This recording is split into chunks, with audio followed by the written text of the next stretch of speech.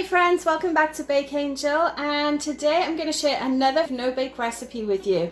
Now, I recently shared a really nice cream cheese truffle recipe, and I thought, well, not everyone likes the flavor of cream cheese, so let's make something that's much easier but still is packed full of flavor as well.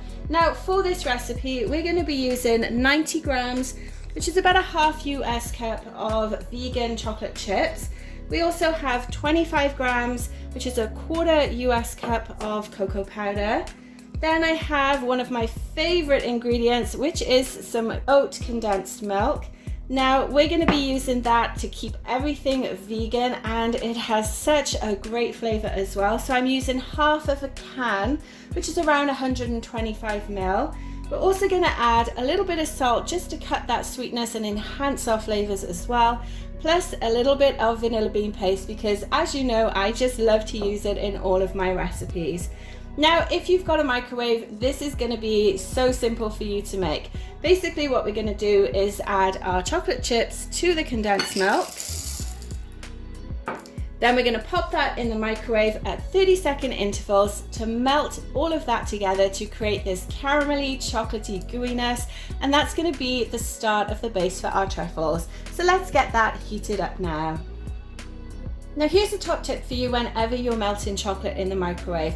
Always stop it sooner than you think it needs to be stopped, because the heat that gets into that bowl is just going to cause the rest of it to melt when you stir it. So like you can see here, this isn't fully melted, but it's definitely melted enough so that we're not actually going to burn that chocolate.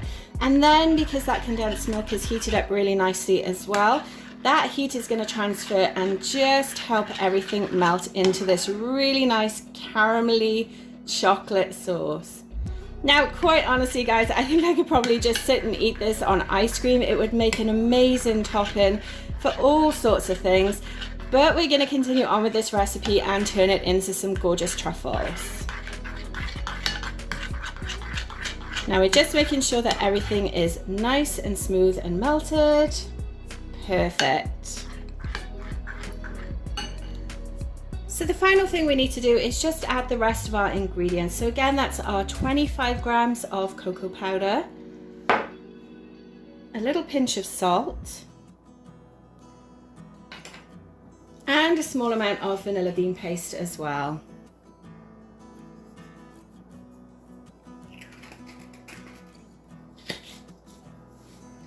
And then stir everything together.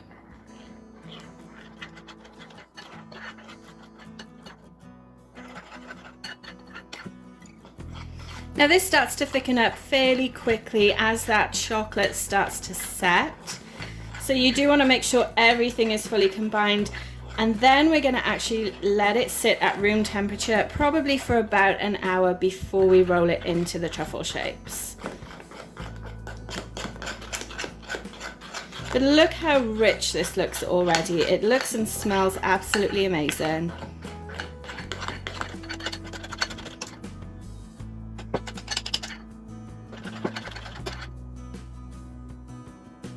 There we go, you can see how it is thickening up already, and that's just after about a minute of stirring it.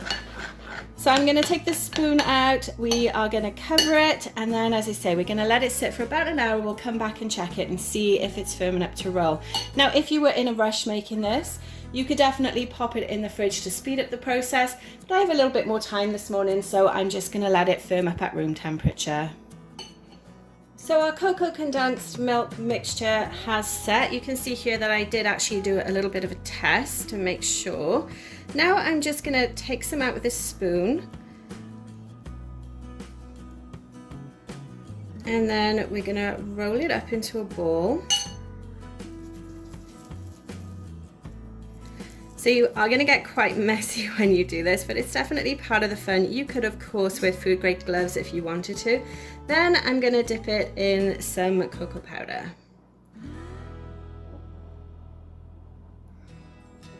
And that's as simple as it is. Really quick and easy dessert to make. So if you find when you're doing this that it's actually warming up a little bit too quickly for you, just keep popping it back in the fridge to firm it up a little bit more. It does soften up really, really fast though, especially from the heat on your hand. So let's roll this one up quickly.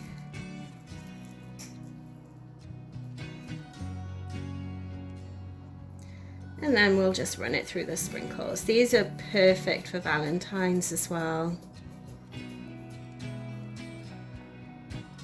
There we go. So let me know in the comments below, what type of toppings would you use for this? You could of course do it in some shredded coconut as well, different colour sprinkles for different times of year. We're just going to keep fairly traditional for these.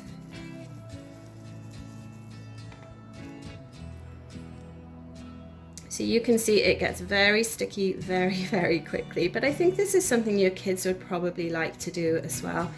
Now for this one, because it is coming up to Valentine's, we're going to pop a little candy heart in there as well. There we go. Very cute. So I'll just keep going until we use all of the mixture up. Now obviously the number of these that you make will be dependent on the size of the balls that you make as well. But I think we'll easily probably get maybe 20 from this mixture. So it's really nice if you want to make these for a party or to gift to someone as well. They would be so cute in a little gift bag as well.